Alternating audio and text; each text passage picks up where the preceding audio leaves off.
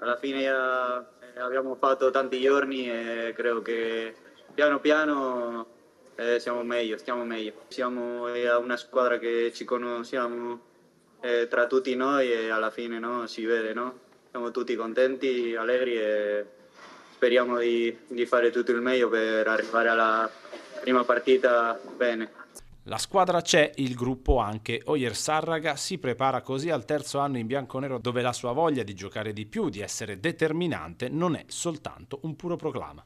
Giocare ancora di più se può e dare tutto per la squadra, per ogni giocatore, per anche la dirigenza, tutto che merita l'Udinese.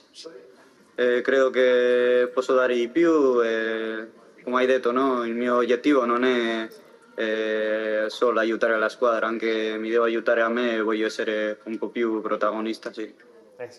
Quest'anno bisogna sfruttare l'anno in più di esperienza di Costa Runiaic in Italia e augurare al capitano Florian Thauvin di avere ottima continuità fisica, perché è un giocatore importantissimo. Conosce a tutti i giocatori e alla fine è più facile per noi, anche per lui, no? Di parlare di cosa vuole di tutti noi. Credo che noi anche capiamo un po' meglio cosa ci chiede e quello che ho detto, no? Alla fine vedo che quest'anno possiamo fare le cose bene perché ci conosciamo tra tutti noi. Alla fine abbiamo bisogno, no, di lui, sappiamo il giocatore che lui è, la qualità che ha e anche è un leader, no?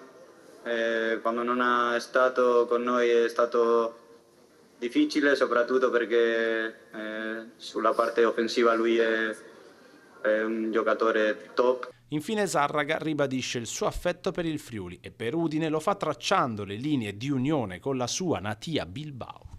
No, alla fine anche la città, anche i tifosi sono, no, ti aiutano, ti aiutano a stare più sereno, più tranquillo. Una base che dobbiamo avere tutti per dopo cominciare, no, a quelli che tutti vogliamo, che vincere, no, e prendere i 3 punti.